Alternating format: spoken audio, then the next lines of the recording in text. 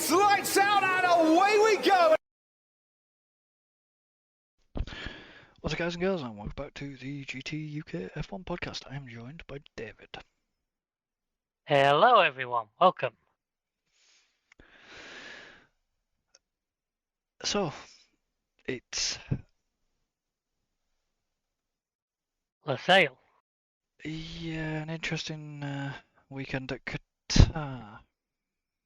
Very interesting, like I said. As I said, in Advantage, I actually saw a lot more of it than I normally do. Just timings worked for me. So, I was going to say something, and I completely forgot. It was just going to be basically something like, you know, an eventful weekend with crashes and unexpected Results, championship deciders. It was a good weekend of motorsport. We had a bit of everything, really.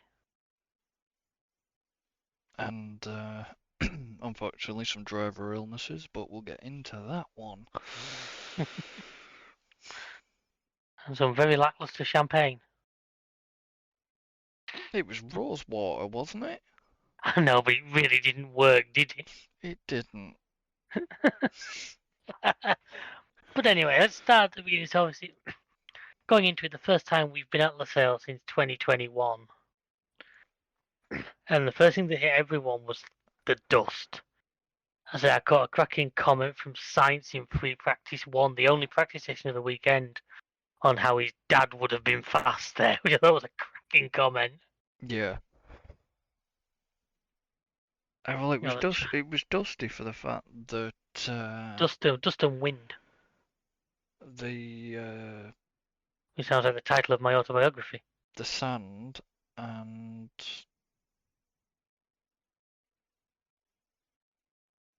the fact that they'd done something rather bizarre, which I didn't think they would have done. They resurfaced the entire track. Yeah, it was all fresh tarmac, wasn't it, which was part of the problem. Part of the problem we'll get on to regarding curbs and stuff at times. I mean, okay, I get that, you know, LaSalle is a MotoGP track. Through and through. That's why it is the way it is, it seems. Yeah, because MotoGP really dislike big curbs and that for obvious reasons. They'll send motorbikes flying. And I mean, it is an interesting track. It's got the potential to be really good, and somehow to me doesn't live up. It reminds me a lot of the Bahrain outer loop. Yeah. Remember that outer loop we only ran for 1 year, that like sub 1 minute? Because it's got the potential to be a really, really fast track, because basically there's only one slow corner, the rest are sweeping bends, there's next to no elevation change. It's flat, isn't it? There's like 4 meters. Oh, right, okay. Of elevation change. You That compare that to somewhere like Spa. Well, yeah, that's true. Or Austria. But you know, it's got the potential. I don't know. I mean, it's back next year, but we're also doing it later next year, which they're hoping might be better for conditions. I mean, we'll obviously get on to that side of things, but I think there's a couple of factors that had played into all this with this entire weekend. Well, from the entire certain race session, anyways. And I wanted to. I want to start off with Ferrari, even in FP1. Well, sorry, even in the only practice session. Yeah, free practice. Bar the little 10-minute thing, but we'll get onto that. Ferrari did not. That car didn't look happy. No, it didn't. It didn't seem to be. Got caught out by the wind. It seemed to get caught. A couple of cars got caught out by the wind quite a bit. But the Ferrari just looked unstable. Yeah, the Ferrari's unstable. Ferrari was also suffering quite by the hands of the fact that McLaren have come out the block so well. Yeah, so was And Aston Martin. I've no doubt. Aston Martin had a. Aston Martin didn't have the race that, like I say, the fact that the reason McLaren have come out suddenly to turn that car around. Obviously Mercedes had a lot of potential this weekend that didn't get realised. I mean, well, I can't say they didn't. I can't say they didn't have much pace because I mean, in practice one they were second and third on the timesheets, but they still struggled. Never read practice before. Never read good. Never read a lot into practice. No, I'm not. But from what I saw of the Ferrari, it just didn't seem. You know what I mean? Just didn't seem like. They've had this problem at very fast circuits. So I mean, the Ferrari's obviously a handling car. Yeah, It's not a straight line speed car. Didn't seem planted. You had obviously previous race. It seemed more planted than Japan's a lot twistier, a lot. Going forward. Circa quarter, it'll be planted a bit more, I would say. But Brazil probably a bit more. Mexico to an extent. Mexico I'd say is faster than Cota, but yeah, but going back to Monza, the Ferrari was solid. yeah, but they have to be. They're always going to be in front of Monza. There's no way they can't be. No, I know, but they were solid at Monza, but this weekend Ferrari have struggled, and unfortunately, only one Ferrari ended up starting the race. But we will come on to that. Yeah. But it was something to do with fuel, I think. Couldn't cure a fuel leak or something, apparently. But you know what I mean, because even in practice, the McLarens weren't looking strong, but I reckon the McLarens were holding back. They were playing long, because the trouble with only one practice session is you can't physically do everything. No. So obviously McLaren, judging by their time and everything, were prioritising longer runs. They were probably prioritising the longer runs and getting the setup right. Which will pay you back in the race, hopefully. And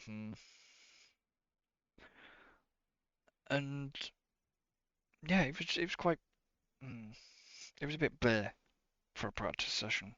Always is when it's only one practice session. Yeah, because you end up having to figure out what you want to do because you just can't do everything. It's that simple. No. And I mean,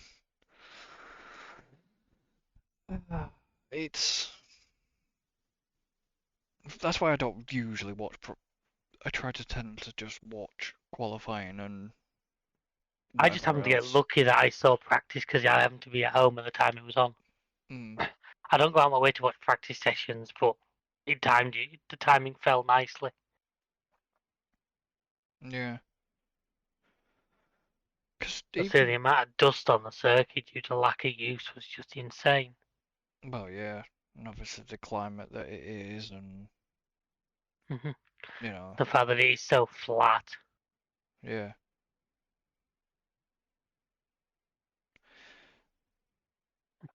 But shall we move to qualifying?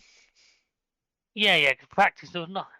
There's not much, was there? Well, like I said, I'd say as much as I can read into like a Haas in 7th, Lewis in 13th. I say practice to me, I just don't read a lot into. No. I said there's a reason they don't give points out for it. I mean, then we move on to Q1. This is for the And- race, we might add, because it was sprint weekend. The alpha males weren't too good, were they? No, obviously at this point we started to learn about the issues as well of track limits and the problems that were following from that. How did they do? Was it between qualifying and no? It was between qualifying and sprint, wasn't it? Yeah. They'd done that other thing. Yeah, they changed one of the curves and they made little further changes later on before the race, which we'll get into at the time. But Hmm. But yeah, no, there was just yeah, I know both McLarens fell foul of track track limits, limits. which unfortunately, yeah, which was a shame because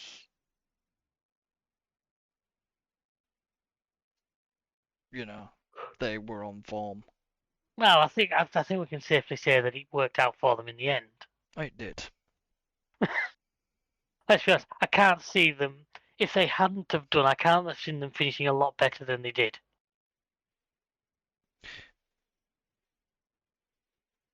Okay, that's interesting. So I'm looking at the results page here for qualifying.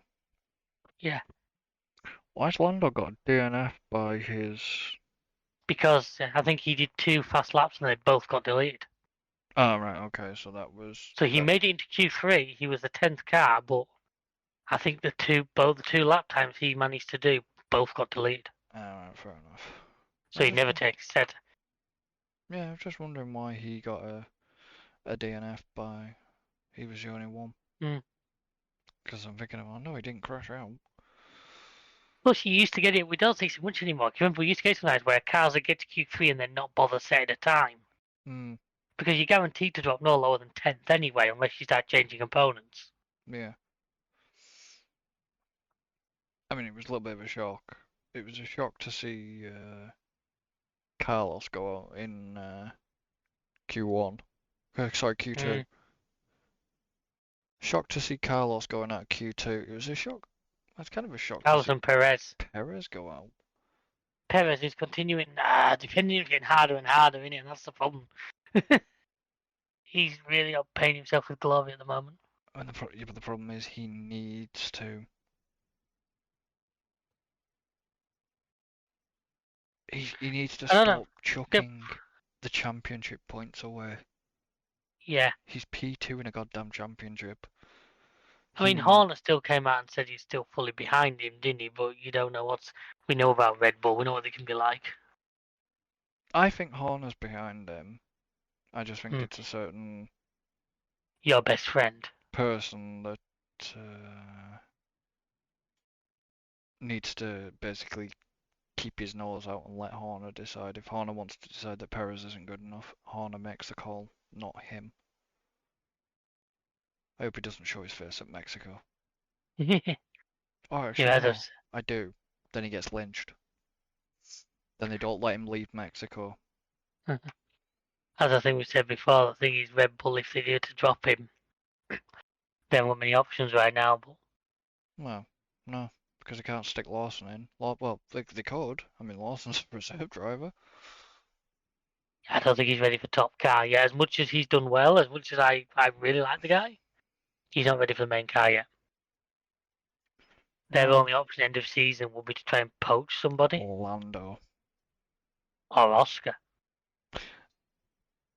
I would more say Lando.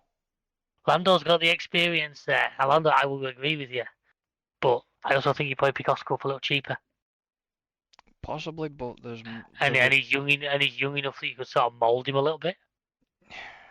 Yeah, but the dynamic between Lando and Max is there. Yeah, I'm not disagreeing with you. Both will be. Let's be honest. Any team on that grid right now has got to look at them two McLaren boys and think, there's two future champions there. Yeah. 100%. give them a car. One of them's going to hand you a championship. Yeah. It depends on what you want to spend and how much money you'd have to waft under Zach Brown's nose before he entertained talking to you. Red Bull aren't shy of the money though if they wanted to. Oh, Because Red Bull have the money. because I think, like I said, I think Albon let it slip that apparently Horner had said something to him. I'm not 100% sure what is Albon's position now, because he's still sponsored by Red Bull, and he's still got Red Bull sponsorship, but he's not officially part of the Red Bull Academy anymore. No. I still don't think Mercedes would have him. I still think they'd feel he was too close. As much as his performances in that Williams have been superb, I still don't think they'd have him in the top flight car. But, because as I said before, this is the other one. Merck have Hamilton guaranteed till the end of next season. Where's their future?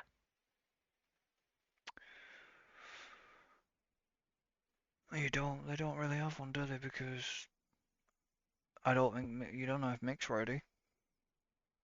Mick isn't. Mick needs at least one more season in actually racing. You know, Now, you've got. Now I was gonna bring this up possibly a little bit later, but as much as I'll save this till the race because it's got more race implications. But you know, quali was. Quali was Red Bull doing what they do. Mercedes 2-3, which I don't think even they really saw coming. Well, which I think they'll look back in hindsight and wish they didn't have, but we'll get there when we get there. Yeah, but they weren't gonna get that because that would have gotten McLaren. If the McLaren hadn't have. Yeah, if poor Oscar didn't have it ripped away from him. Yeah, and and Lando, they'd have been second and third. Yeah, and the Mercs did that. Alonso to Leclerc. I mean, fair play to Alonso, but yeah, 2 Alpine to the top 10's pretty solid as well. They've had a bit of a turbulent season. To see both of them firmly in the top 10 along with Valtteri. Yeah, that's what I mean. Bottas though. The problem is, I don't want to say Guan Yu Zhou's days are numbered because they're both re-signed, aren't they, for next year? They've both re-signed. I think the only seat that isn't confirmed at this point is the second Williams, if I'm not mistaken. No, they announced him. They announced Sargent for 2024. Oh, did they? Yeah. I must have missed that.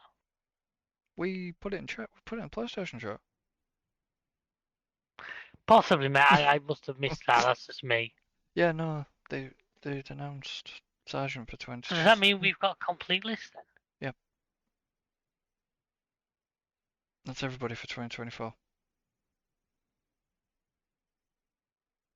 Like I said, Danny's going back into the AlphaTauri, which I like. You know, I'm with Danny. I like Danny Ricciardo, but I was gonna say you'll be happy with that deal. I personally, I've nothing against him. I just don't see. Do I sound happy in my voice about that? I would have rather have seen Lawson there, if I'm honest.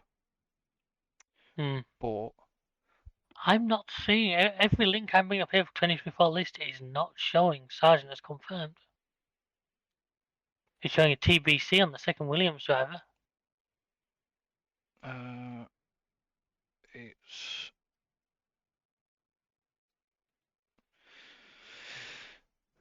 Sorry, folks, to run off topic here. On the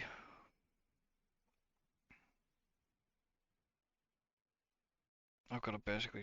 I'm just scrolling up the chat. Yeah, I'm doing the same.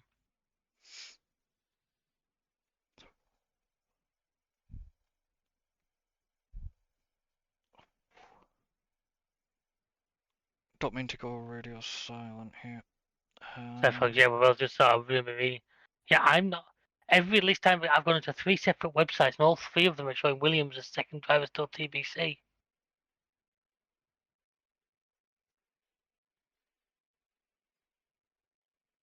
I wish I could. Anyway, we'll skip on with that for now until we Yeah. can. And But then after qualifying, of course, we get sprint the shootout. sprint shootout, which I actually managed to catch. I think it was highlights of that. Really, I didn't see the full thing. I still don't friggin' fully understand it. I still like the old system where the sprint race set the grid. Mm. I think that was a better system. Don't get me wrong, I'm all for more racing to an extent. I mean, I personally, I really like Crofty's idea that you make it so the sprint race has to be reserve drivers. Yeah. I'd be looking at that if it was me, Oh yeah. because then we've given reserve guys track time. Mm. But at the same time, I don't make decisions for the FAA yet, so. So glad you don't make decisions for the FIA. Why? I'd make it fun. Yeah, I know. Very inconsistent. Oh, thanks. We'll get on to that one. Well, it's just.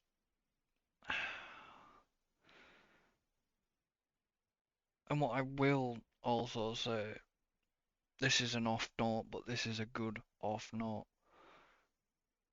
I don't know if you caught any of the race build up. I know this is jumping forward a bit. I didn't catch a lot of it, no, because I'll be honest with you, I was jumping between that and touring cars. Alright, so did you see Jess Hawkins? Jess. The Jess Hawkins driving the. In the Aston Martin. No, but I've heard of what went on. I've seen. Yeah, but just apparently,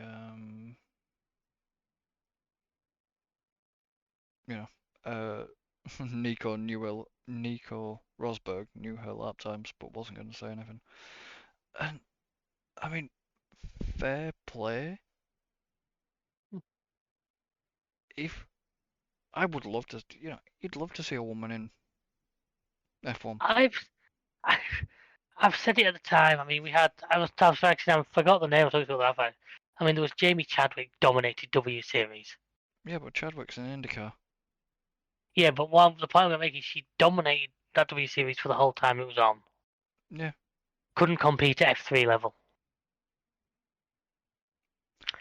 The second there is a credible female option for F1, teams will be falling over themselves. Because the amount of good press you will get. Well, what do you think? Yeah, but Jessie's part of Aston Martin side of things. Yeah. Yeah, and she's also done a bit of touring car racing. Hmm. You got Jade Edwards in the touring cars, who I believe I think she could be asked in as well. Certainly got links with one of them. Now, the second there is a credible female driver who can compete at F1 level, they'll get red carpeted into the sport. Hmm. Because the teams want the publicity, the positive publicity you'll get off that will be unreal.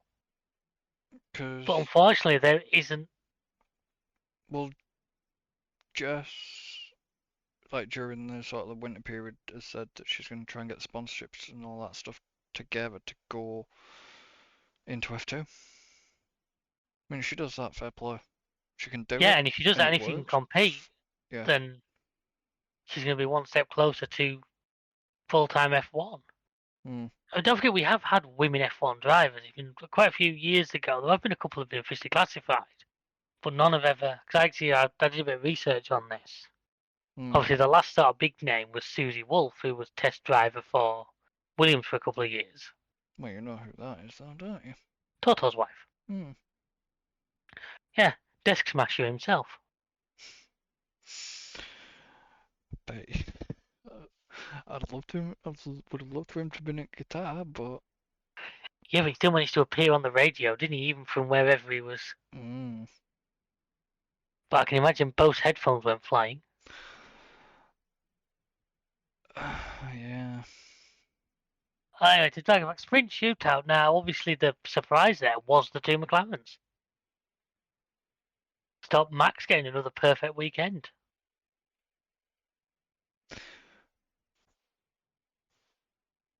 Yeah. They were quick. There wasn't a lot in it though. Oh no, the gaps you're talking 24.4, 24.5, 24.6. But still, Max has had so many clean sweep weekends. Mm. Every session, top car, top car, top car, quality race. And they kept him from that, both of them. And Oscar coming out ahead of Lando as well, which is great sign for the young lad. Yeah. Must be gutting for Norris, like, 'cause I'm going to come on to that a little bit very soon, but Norris must be a little Yeah. gutted. I mean, I've sat here before and talked about Norris having like the ultimate bridesmaid syndrome. Oh yeah. He seems to have been so close to victories and not quite managed that last little bit so many times. And whether but you class a sprint victory as the same as a race victory or not, it's person to person. still points. Personally, it still goes down as a victory. The record books will still show it as a victory. But Oscar has a win. yeah, no. Lando doesn't yet, which has got to sting Lando a little bit. I'm sure he's happy for Oscar and the team, but he's got to sting a little bit in the background. Yeah, but I mean, even if we get into the sprint, The one thing I will say about the sprint was the amount of cars going off and the amount of mm, incidents. Like, I thought if that's setting us up for the race, it could be a very interesting race. yeah. Well, obviously we had the what was it, the 10-minute sighter before the sprint because Of the change he'd made to the track. they bought the track. Well, the curb inward slightly. Well, the curb is painted. It wasn't a real curb paint, but they actually brought it inwards, didn't they, slightly? Well, yeah. Which I don't get. I They were don't. worried about the tyres when he was trying to reduce the speed and also reduce the amount of load time on the outer tyre. That's why I ended up with the lap limit on the race, which I'm going to come to on the race, because that gave a very interesting dynamic to the race. I wasn't keen on that, but I'll get into that later. I think we could be on different sides of that fence, by the sounds of it. It could be fun. But it was just like. Yeah, the amount of cars we saw throwing it off, and which is something we've not seen a lot of this season. We've had a lot of very clean driving. Obviously, poor Lawson was the first one to do it. I transfer him into my fantasy league within doing that final fix thing.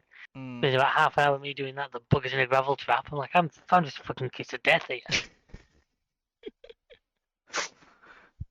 Yeah, I mean, Sargent didn't classify.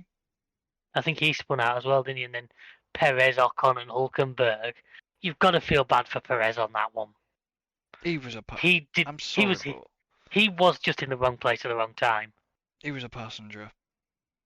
And I tell you what, his heart must have been in his mouth because he did it during the race again, went 3 wide with a couple of others, didn't he? And he must have been thinking, oh, fuck, here we go again. Yeah. I will have to say, though, congratulations to Max. 3rd World Championship. Yeah, I mean, I know. I've said it before, whether you're a Max fan or not, I am not particularly. I didn't want to see a championship so dominant, but you have to stand back and admire the fact that that car and that driver is perfect. Or as near to it as you are going to get. You can't.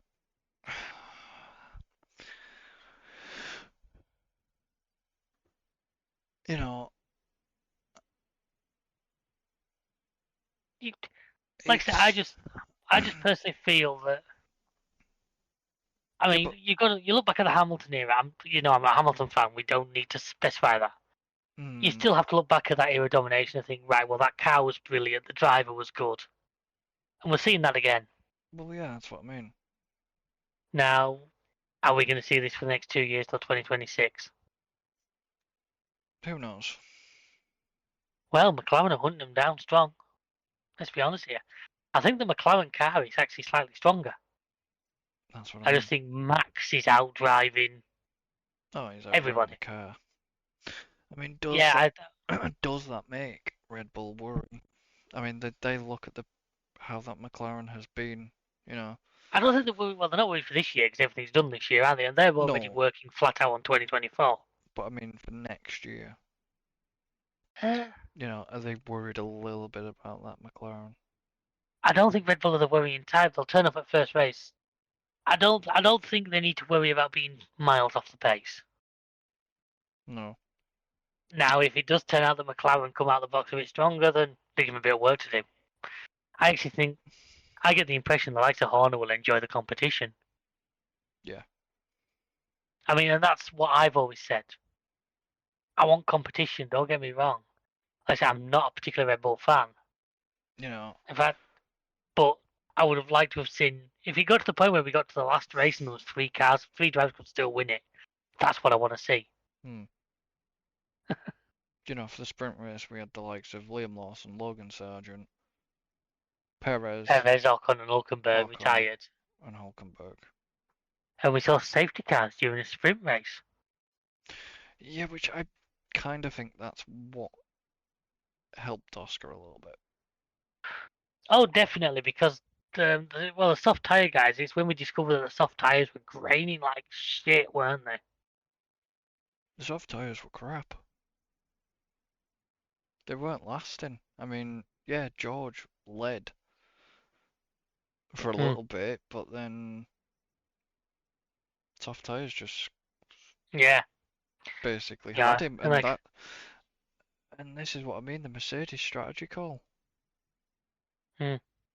Obviously, they wanted to keep track position and not lose out. It worked, but he got swallowed up by yeah. a couple of people.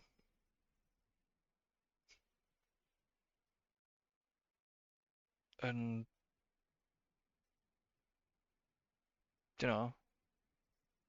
both the Mercedes finished in the points in the sprint race. Yeah. I mean, the last person who got a point was Fernando.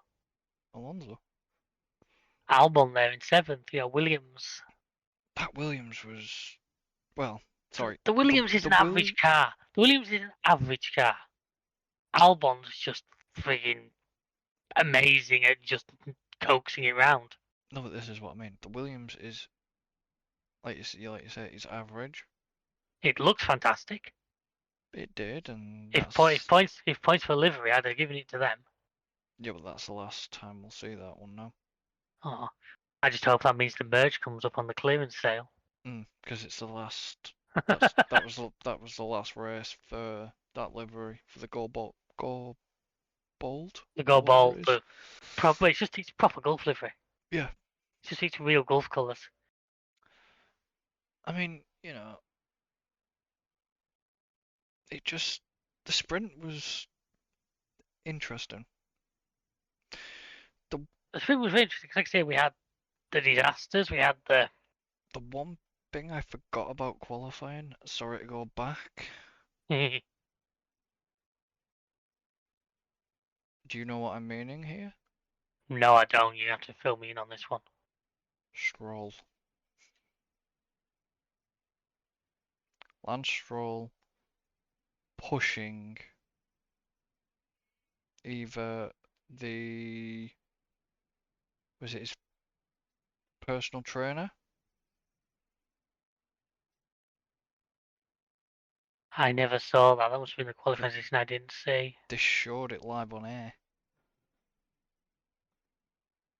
No, I never saw that. It was 17th. It was a proper quali one. Yeah, I actually never saw that. Yeah, Stroll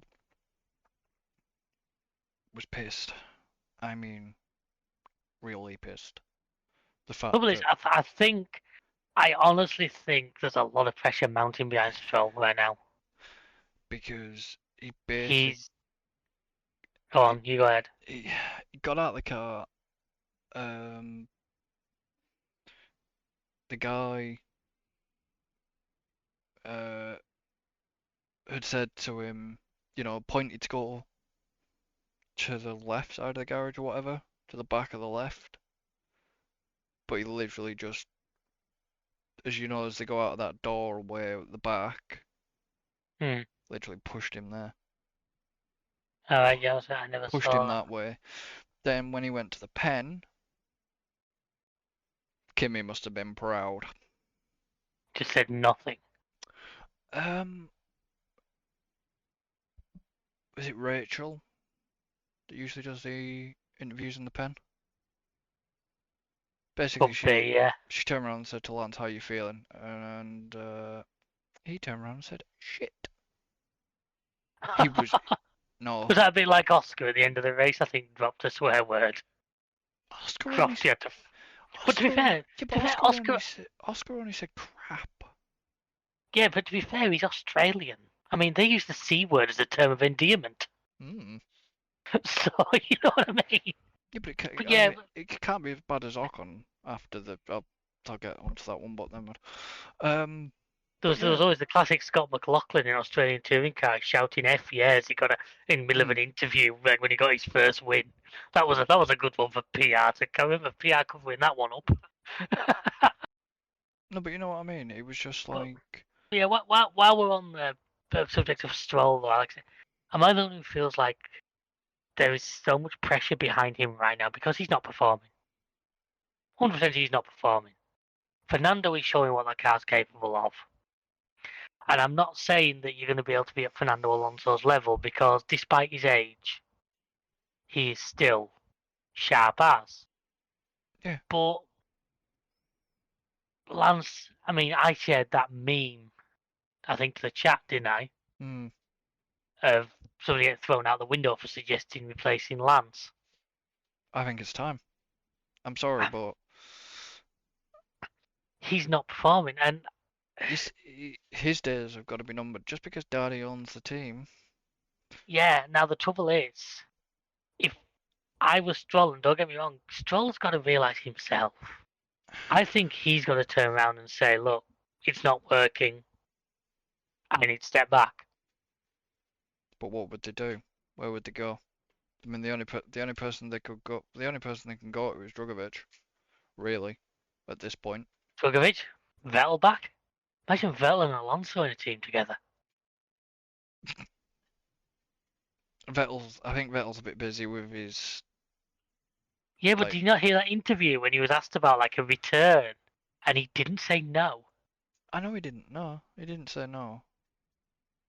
You know, and I yeah, mean, I mean, you go Drugovic, or you then speak to Merck and maybe get Mick in there.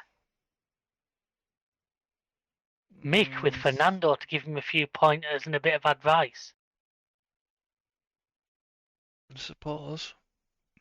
Give him a year in that Aston if he can be maybe not as good as Fernando, but if he can at least be knocking on the back door of Q3, then he could be ready for a Merck seat a couple of years down the line. It's a possibility. Not gonna I mean, lie. I talked last time about the power struggle that's going on in Mercedes right now. That's gonna get even worse.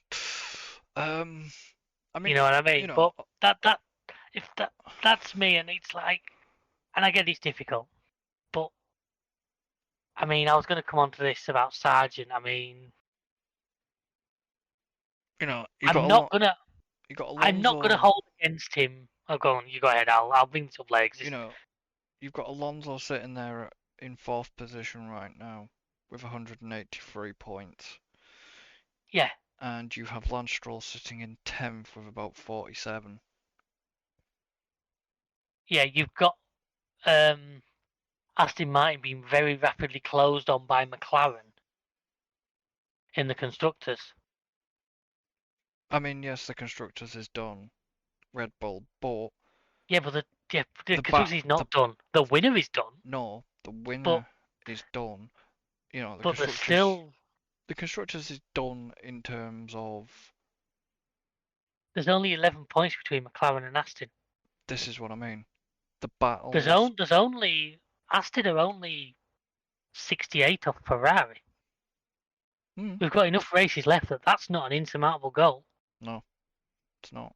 And the prize money difference between third and fifth. Oh yeah. Is huge. I know the Stroll family isn't short of money. I mean, But still, in an era when balancing the books is such a big thing in F1, yeah, but what makes you laugh is this year now, no team this year is on 0 points. AlphaTauri actually finally have more points than drivers. Yeah. I still love that statistic. AlphaTauri had at one point had 4 drivers and only 3 points. Mm. But no, just yet, no team on 0 points. That's good to see. That's a sign that maybe that paints the championship that every car on the grid is capable of scoring points, and that's a great position. Well, yeah, because obviously Williams has got points. Williams didn't don't think got points last year. I mean, Alpine are what 190. Alpine are only 140 points behind Aston Martin. It's very, very unlikely, but that is not uncatchable with the system we've got left. Yeah. So if I look at the 2022 constructors, Williams.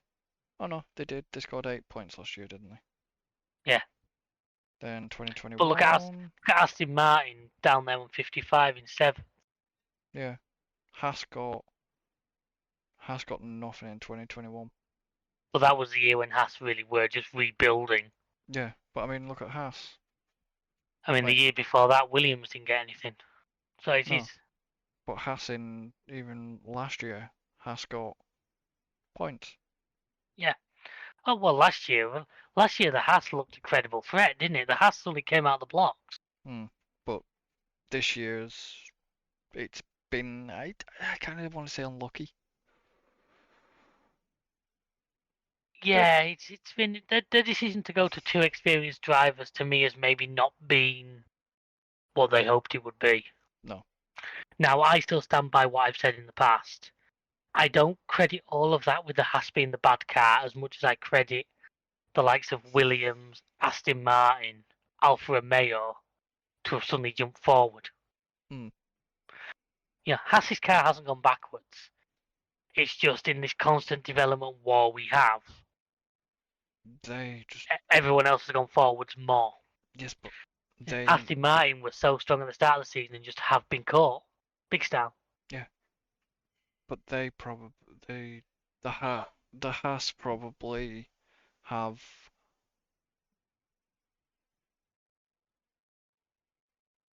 maybe not as much money to choke. Oh, they don't. They don't. I mean, Developments. Just think of the business. I mean, Haas in general is not that big a company unless you happen to know a lot of American racing. You've only even heard of the Haas name. I know they're big in IndyCar and stuff, but other than that, you think every other. Okay, maybe if you're not an F1 fan, the name Williams might not be 100% McLaren, but Alpine, Renault, Aston Martin, Ferrari. You think the big companies, Red Bull, they're big companies. Yeah, well, Haas aren't. If you're an F1 fan, and you think of Red Bull, well, what do you think of? What would you think of? Either the air racing or the energy drink. The air racing, the soapbox derby. Yeah. And the fact that in pretty much every form of competitive sport, Red Bull have a hand in it. You know what I mean? In pretty much anything, any sport you go to, there will be a Red Bull sponsored competitor. If not a team. They really do push a lot into stuff like that. Yeah. I mean, I think of the empty can on my desk. I am not drinking them at the moment, which might cause the team problems next year. I haven't had one for a while either. I finished the pack I had and I've knocked them on the head for a little while. It was one of them situations where I could tell it was starting to get. I was drinking them a bit too much. No, I had a pack of watermelon and a pack of original Red Bull and gone through them and I've not had them since. Yeah. But anyway, so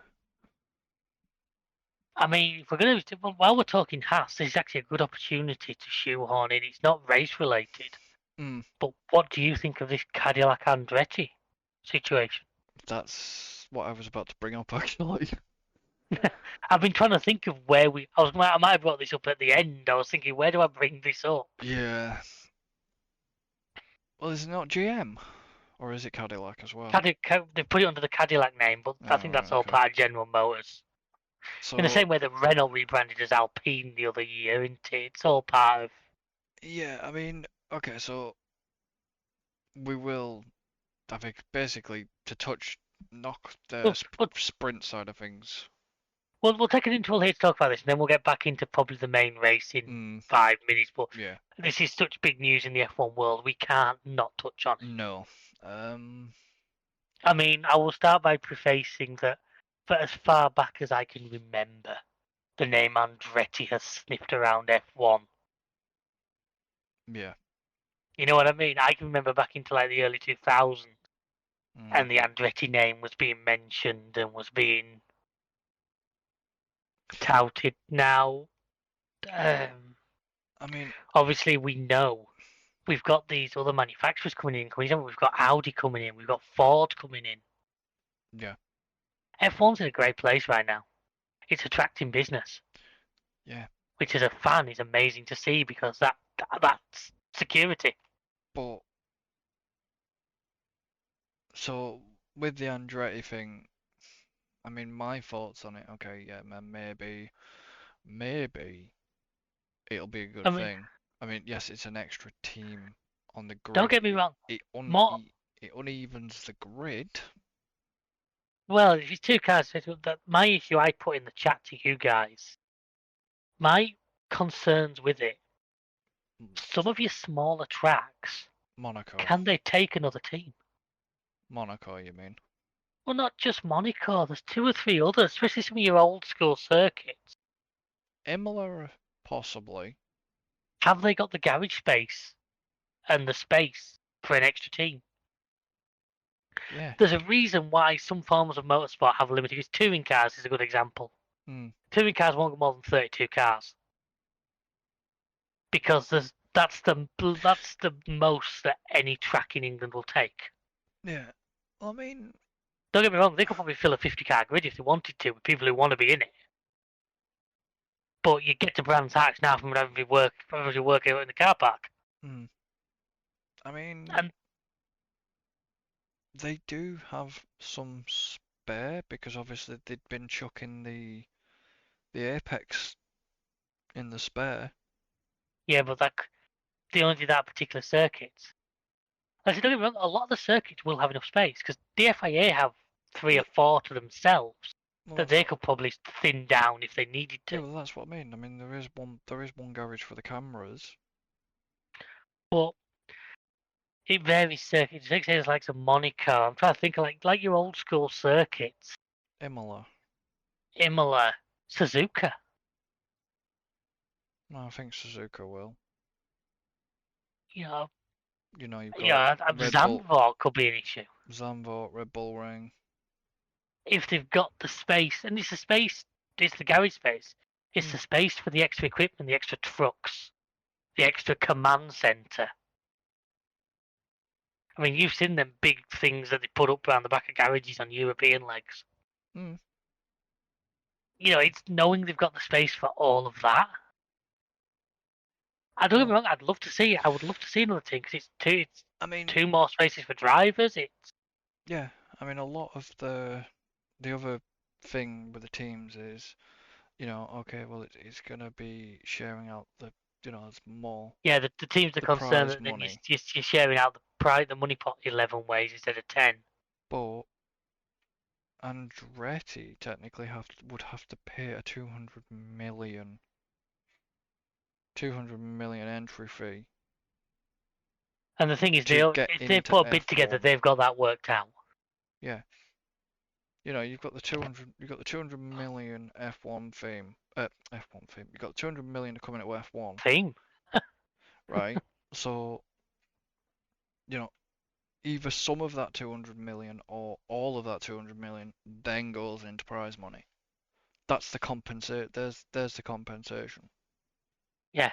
Because I believe Ferrari is not happy about it.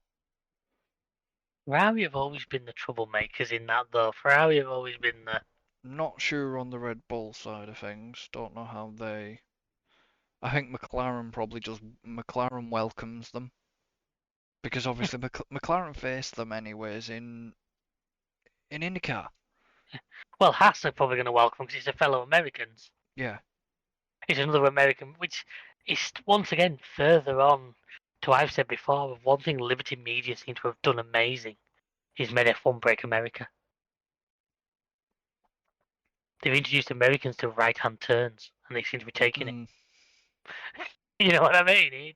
Fair play to Liberty. Say what you like about them, whether you like them or not. They have managed to push F1 into America hard. Well, yeah, obviously you got the likes of, you got the likes of Vegas coming up. I mean, now America have their driver. They have Logan, Yeah. which is going to be helping promote in the same way that look how since Max got successful, look how F1 in Holland, in the Netherlands, took off. But the Dutch Grand Prix only came back, I think, because of the success of Max. Oh yeah. And the sudden massive spike in popularity in Netherlands. You were like, right, well, let's capitalise. I mean, well, it was bringing the money in as well from Yeah, the money no, into Zambot. you know, we get two American manufacturers, especially if one of them can be successful. Now, Andretti's not daft. No. Andretti knows his motorsport. Well, yeah. Now, you wouldn't expect him to be competitive first year, maybe not second year. Because they'd need to find the fit, especially if they're coming in with like new engine, new everything. It's not like they're buying a Merc donkey and they're going to come straight in with pace. Yeah, no. It's gonna be an unknown for him. Yeah, but personally, if it works, I welcome it. I just say I have reservations about the logistics of it all. But I feel I've been here before, so I've just watched this space. Personally, I would. Personally, I don't. Personally, I don't disagree with Andretti coming in. Just have to see how it. Just have to see how it works. Like I say, if it lines up with Ford coming in, with Audi coming in, it's going to give us so many different manufacturers, give us so many different engine suppliers. I think it'll be the most we've ever had. It's the most for a lot of years. But yeah, no, we'll see how that pans out. We'll probably hear more. Yeah. And so, shall we hit the race itself? Yeah. In the same way the Mercedes hit the first corner? And I'm going to say we better start with that. I'm so gutted Alan's not here. Yeah, so am I, to be honest. Because I must admit, when I watched that go on, I friggin' jumped up like, wow. When I saw it, I just went. I just was like, ew. And unfortunately, I'm sorry, it's 100% Hamilton's fault in my book. He's admitted it. Yeah. He just forgot he had a teammate. He just decided to turn across in front of him. Yeah, but he turned around obviously he turned around and had the audacity to say, "Oh, George just hit me." It's like, well, of course George hit you. You squeezed him. I mean, George had nowhere to go. No, lucky for Max, he didn't get a repeat of what happened to Perez in the sprint. Yeah. If he'd have pushed one of the other cars into Max's car, oof, that could have been a very different result for the day. But lucky for George that his car actually survived. It, as far as I can tell, with actually next to no damage. Certainly by the way he drove afterwards. I think he suffered a bit more damage. Well, he certainly didn't let him slow him down, did he? Because blooming heck, he was mad. Oh yeah, because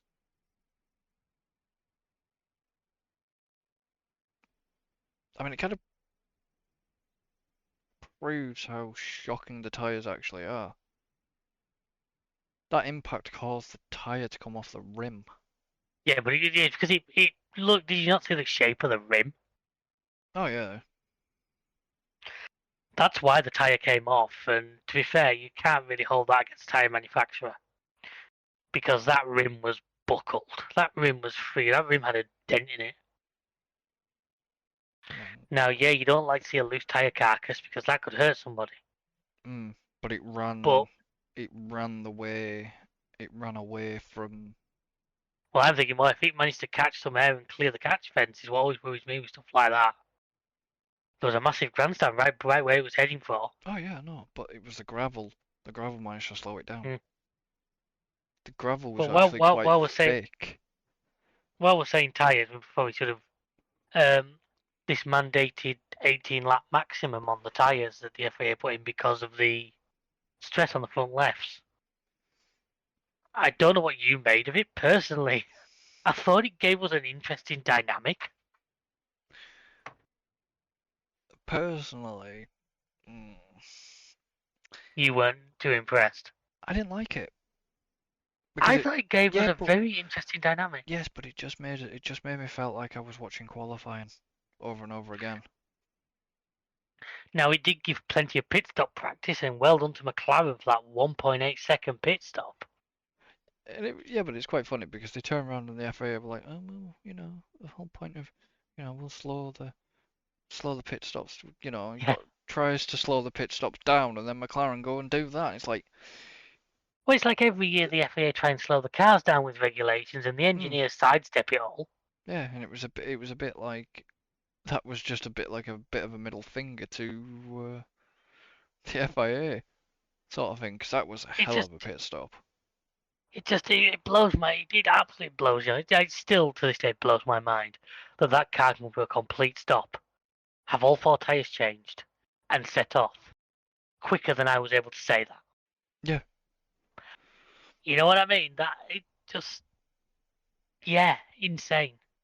It's like literally when you saw the pit stop, it was like, right, tire, literally fucking fling the tire where they can. Obviously, the other side's different.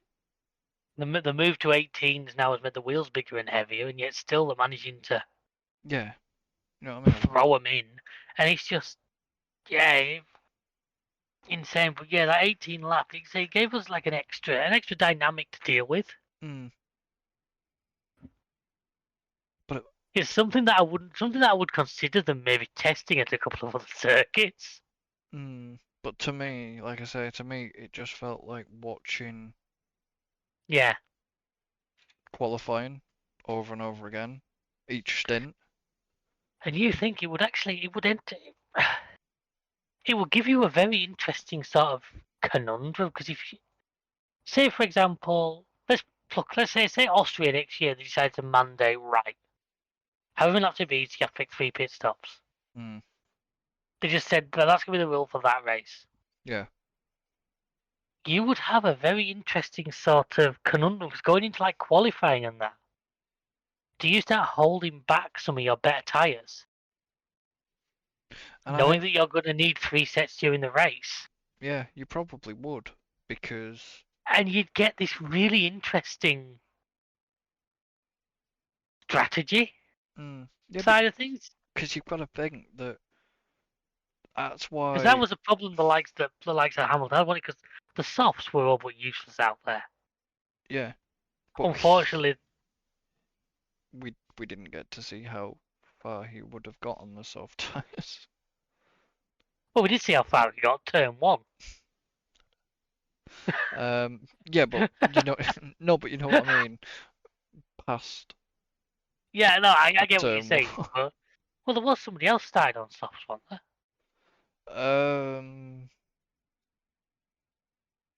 It actually doesn't tell me on this list I've got in front of me. There was a couple of others did start on softs, I'm pretty sure. Oh, there was, who was it, Hulkenberg went to the wrong pits. Oh yeah, we should mention Carlos. Yeah. Who literally lost his car. Yeah, he didn't start, unfortunately. Which I think caused Magnussen to forget and pull into the wrong grid slot. Yeah, he got done. He got. Yeah. What did he get?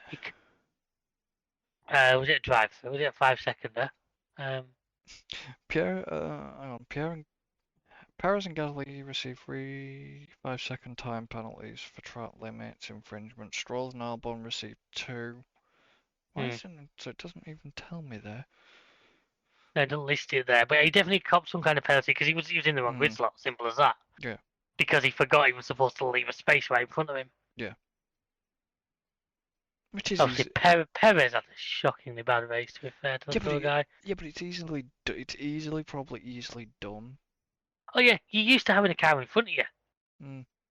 And so he suddenly pulls up and he's supposed to leave a gap, and you're that busy thinking of, I need to do 4 burnouts, I need the RPMs at this, I need it in this gear, I need it in this mode, I need the tyres at this temperature. And then there's obviously the heat.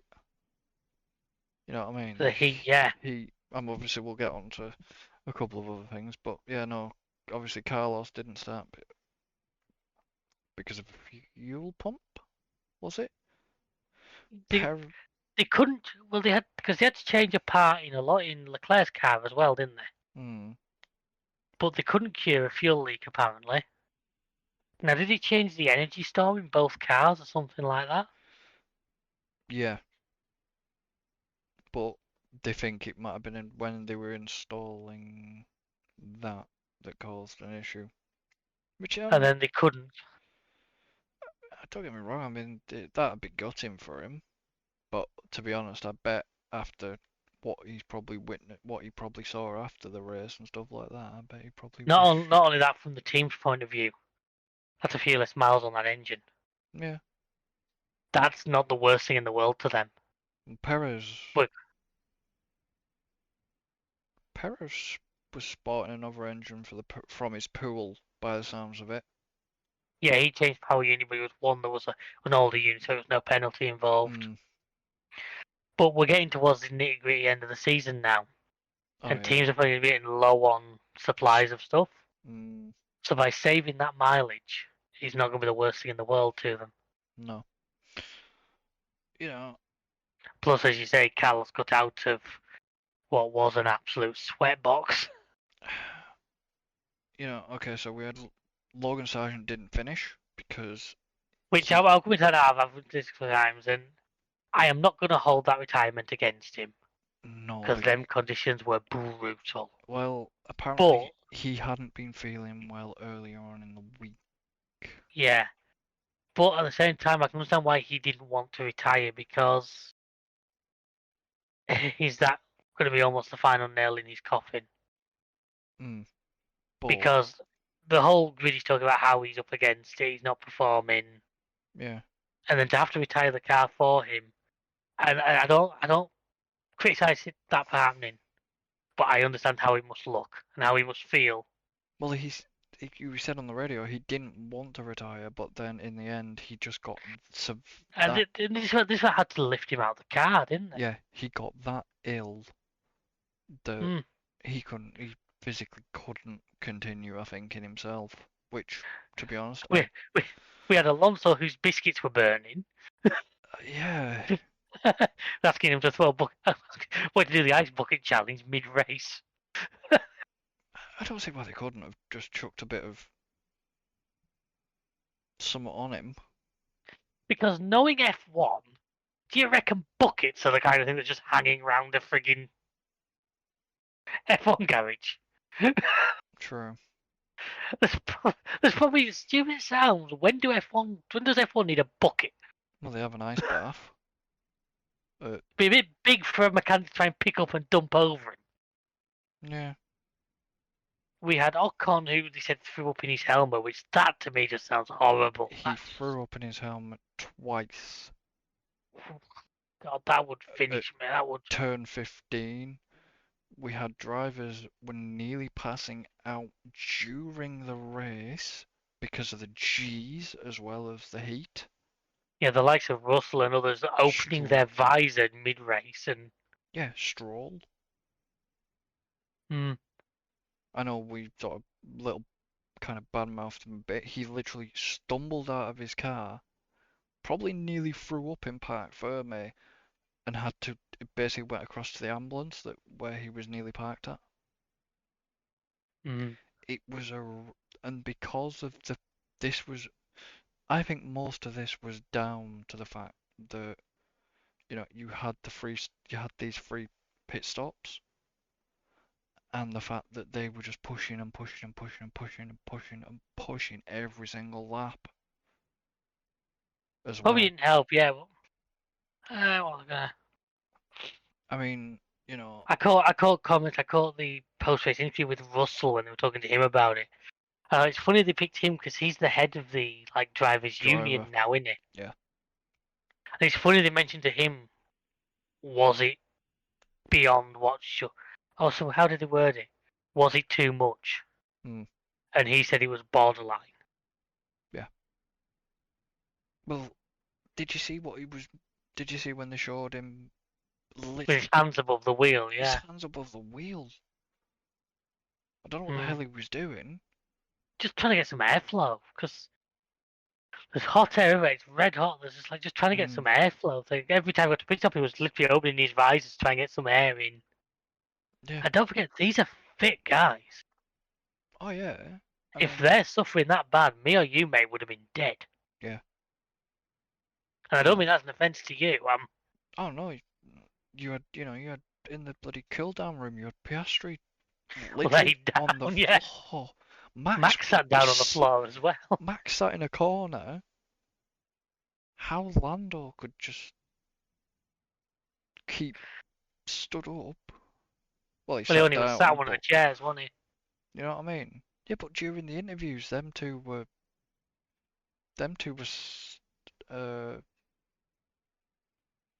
was it Max and Lando sat down, or was it Max and Oscar? I think it might have been Max and Oscar were sat down on We'll the say Oscar was laid podium down. bit, He then turned round so he could see the screen. and then just as it shut off, As well as it showed the Hamilton. What's it correctly? I can't work out which one of them laughed as they watched the two Mercs collide. Oscar. It was Oscar, was it? But don't forget that road opened up for him beautifully, didn't it? Mm. Because the two Mercs collided. Alonso slowed and went right to try and avoid what was going on. And the road on the inside just opened for Oscar to give him a beautiful drive through into second. Yeah. I mean, As I yeah, say, it was okay. the double podium for the McLaren boys. I will get onto the whole fact that we did have team orders, and I can't remember if it was during the sprint or the race. We had the team orders. It was during the race he told them to hold position. I told Lando to hold position. Don't think he was too impressed, if I'm honest. Yeah, it was. But then again, I can understand why they didn't want, because they only finished, was it 4 seconds behind Max? Yes, but why didn't they let Lando through? Lando's got more points on the line than Piastri, or in the drivers' championship, in the drivers' standings. Yeah, was he trying to drag Piastri up the list? Because I mean, Stroll 1 point ahead of Gasly, 30 something behind. No, sorry, that's Piastri. Norris, Russell 8 points behind him, 4 points behind him. Lando has Leclerc 9 up the road. Oscar's now up to 9th. Lando's 7th. So I think honestly we're trying to give Oscar a gap to Lance, because Lance wasn't scoring today. Or did he score 1 in the end? I think.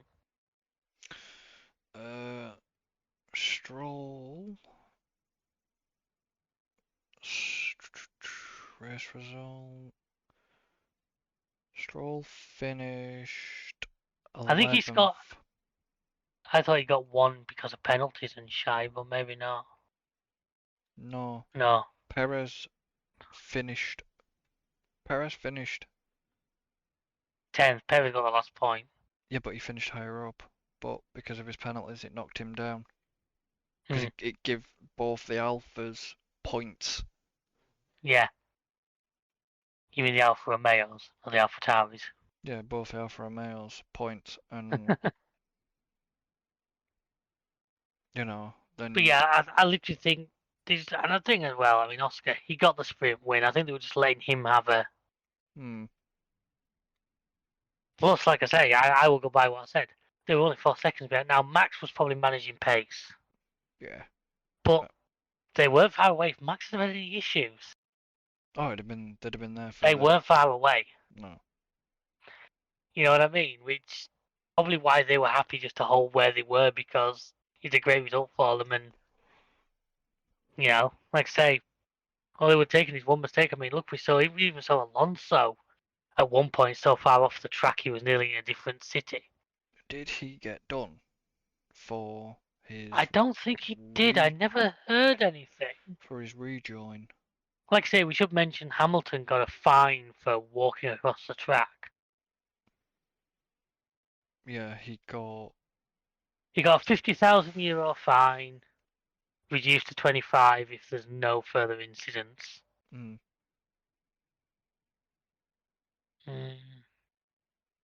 I'm not seeing anything I just wondered if he did because of the way unsafe rejoin. I mean, Jesus Christ, he had to go down the escape road. Down the escape road nearly into Leclerc Yeah. at the time, and it was just like you just saw him come back on, and you saw Leclerc, and I was like, Hmm. ooh. Oh yeah, he wasn't good like the way he rejoined. He rejoined the way I normally do in front of Alan. Yeah. It was one of them quick, but no, fair play to fair play to Max for getting his title. Fair play to the McLaren boys, and Oscar for getting that win in the sprint. yeah, I mean, fair play. Well To deserved driver of the day as well to me was Oscar. I voted for him. Likewise. I know I give him a lot. I know I give him a lot of shit over the Alpine. Oh, I still think he'll look back in the past and think he handled that badly. Mm. But it's worked for him. Oh yeah. That was not handled gentlemanly, shall we say? But it's worked. But looking back on it now, I understand why. Because Alpine had not discussed it with him first. They just assumed. Yeah. But as you say, we should point out double point score for Alfa Romeo. Mm. Like I say, we're at the time of the season now where all these points come to be prize money and it's all important. Yep. George getting back to fourth. Yeah. That must be a little bit sour to them because that shows what pace that car had. Yeah. I think they could have had at least one car on the podium if they hadn't fallen over each other. They probably would have done, but I don't think it'd have been Hamilton. Possibly not, but I think it destroyed. It definitely destroyed both of us. Also, it's a bit of another kicker to Perez is that Russell got back to fourth. Yeah. If he managed to keep it between the white lines, where would he have finished up? Mm. Yeah. I mean, I have seen videos of Hamilton going up to George and them hugging it out, sort of thing, and I'm thinking, is that for the cameras or is that genuine? Well, Hamilton did part of it that he accepted responsibility. He realised it was his. I think was it Russell said like he saw it on a screen or something like that. While driving around, he saw the replay on a screen. Yeah. Excuse me. I love the idea that them guys are cruising around watching TV. Well, it was like going back to one of the races where Alonso managed to see Lance overtake somebody. And it's just.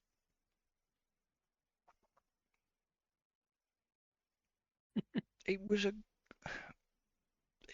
interesting race. It was an exciting race. Yeah, but I just don't think. Let's hope that it being that bit later in the year next year means it's cooler. Yeah, but I hope that what we saw in terms of like drivers getting ill and all this lot doesn't get repeated. I don't. Like I said, I think that was down to the late tyre call. This late pit stop mandate thing, mandatory Yeah, but I free also pit think that stops. was the FIA's way to avoid. Can you not remember the American Grand Prix was in the early 2000s where only 6 cars started the grid? Hmm. Because when we had 2 tyre manufacturers and one tyre was struggling, and the FIA refused to do anything about it, so all the teams on that tyre pulled the cars at the start of the race. Well, apart from that, you've got to go.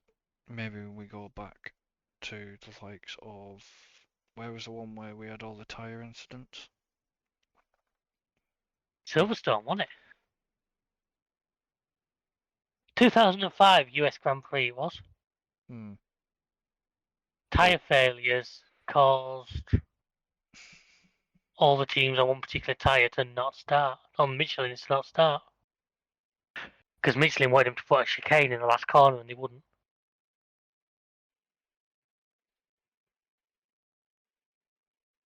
But yeah, we don't. I know the FIA wanted to do safety, but there's a couple of things that there's a couple of decisions made this entire weekend that was a bit like, right, you're a little bit slow there. You could have been a little bit quicker. Yeah, but But we've kind of I said to you before we came on there, you've kind of the FIA aren't going to win in your eyes anyway. But if they make knee-jerk reactions, they're going to make wrong decisions. But at the same time, sometimes you've got to give them a chance to actually review before yeah, but they do then anything. there was reviewing, and then there was literally,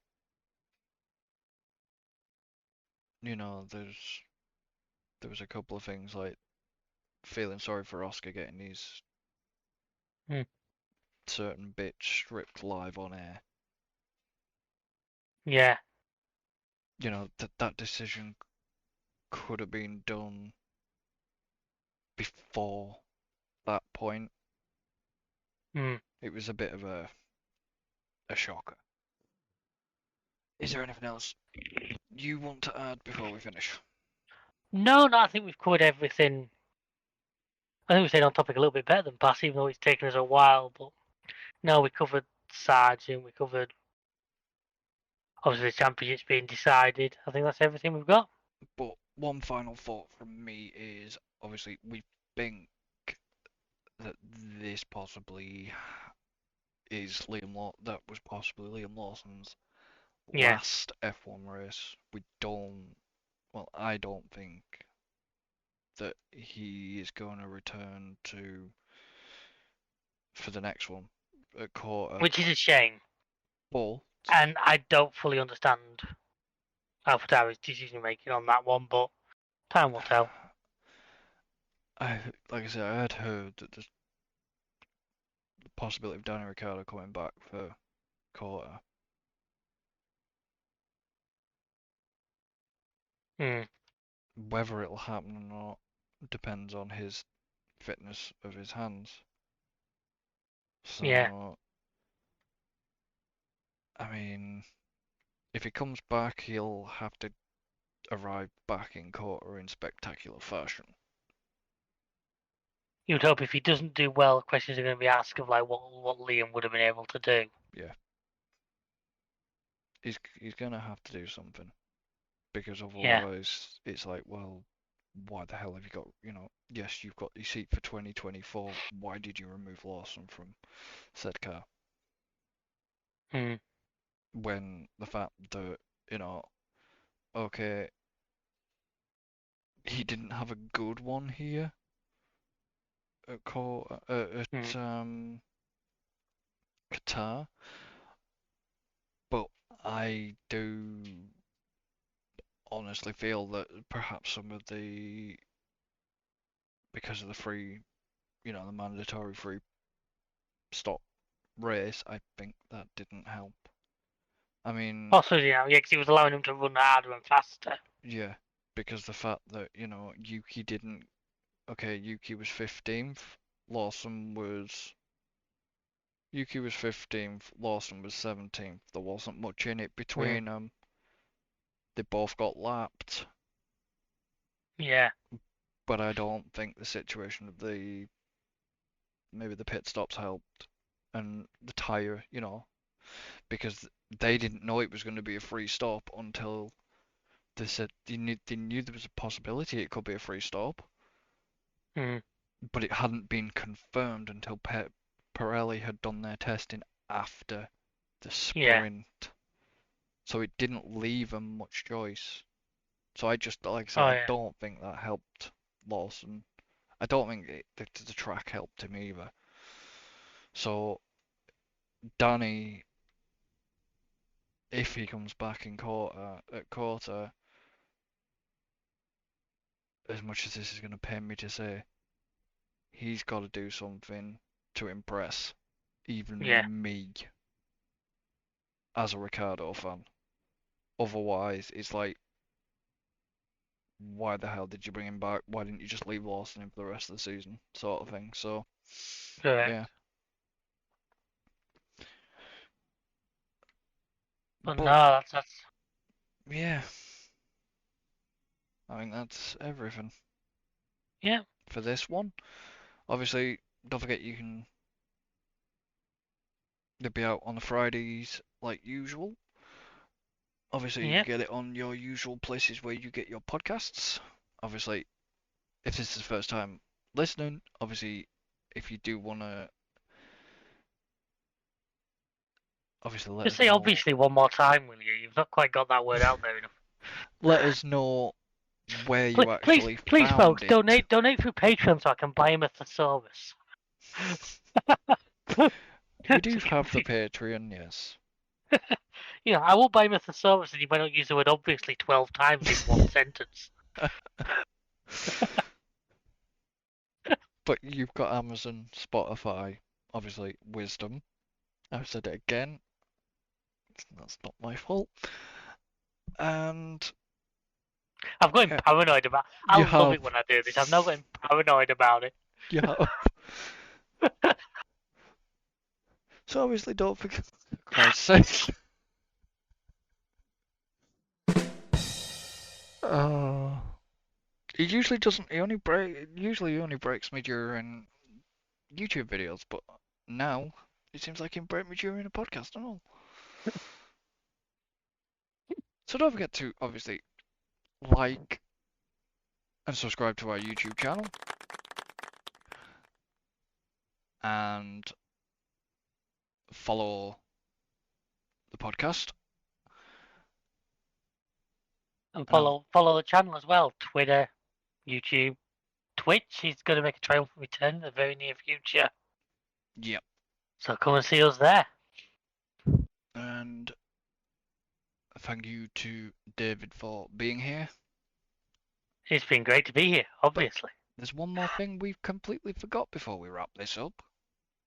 Oh, sugar, yes. And if I don't wrap, Not sure if I want to, but oh, sugar, yes. so the last thing we forgot, and I bet a lot of people were like screaming at us. It's like, you forgot the fantasy league. You didn't do so bad. I came fourth. So who screwed you up then?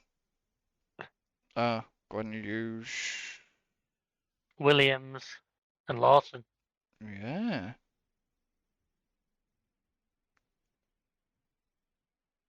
And I chose that final fix. I took Zhao out and put Lawson in, thinking he's been performing that well lately. And within half an hour of me doing that, he's in the gravel trap in the sprint race. I come out I'm the kiss of sodding death. and I came out on top. Yeah, so you've now pulled the gap to me back out to about 500 points. Yeah, because Alan's under 200 behind you. He's closing on you. I know that's the worrying thing, but obviously Max did me the double. Alonso got me points. Perez lost me 3 points. Norris and Piastri obviously got me points. Guan Yu Zhou got me some points. No, see, I took Zhou out. That's the annoying thing. Yeah. Put Lawson in and it freaking cost me. Yeah, Guan Yu Zhou got me points, and obviously Red Bull and McLaren for constructors. So it's done me. Done you a favour, and it's not looking great for me. But we're not done yet. Favour. Actually, Alan. Ooh. Hang on. I'm now confused. Doesn't take a lot. Why didn't Hamilton lose him negatives? Hamilton didn't give him a negative. Yeah, but he scored enough positive points. He gained 7 positions in the sprint, 7 overtakes, points for qualifying, and points for his sprint position But then lost 20. He lost for not him being classified. 20 points. But he'd obviously scored 26 points before then. Yeah, so it only gave him 6. He was lucky Mm. with that to not lose out. Oh yeah, it really was. And obviously he's got Norris, Piastri, and... Why am I still hearing ducks? I'm pressing that button every time you say that word. Alright, fair enough.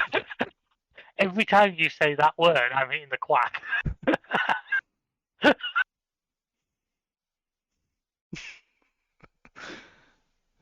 Why am I hearing ducks? That's going on the t-shirt list. And then he's got Aston Martin, McLaren, and Alonso. Max. Yeah. Yeah, I'm getting worried about that team. Like I say, he's gaining me. And there's enough. Is there enough races there for him to? He could overtake me, couldn't he? Oh yeah. I mean, you're third there, but you'd have to have some real guns to catch. Yeah, I need some stuff to go my way, which is not looking promising right now. I mean, maybe we do another one of these next season if they Definitely. if they bring it back. They're going to bring it back. They're going to keep it. It probably takes that little to do now. But yeah, well, I'm gonna end this one here. So obviously, thank you for joining us. Don't forget to like and subscribe. Obviously to the YouTube, Twitch, Twitter, Patreon. You can come spot us on there. That would be very helpful. Yeah. Obviously, once again, thank you to David for joining. It's been a pleasure as always. And we shall see you for the next one. So until then. So long and thanks for the ducks. Goodbye for now.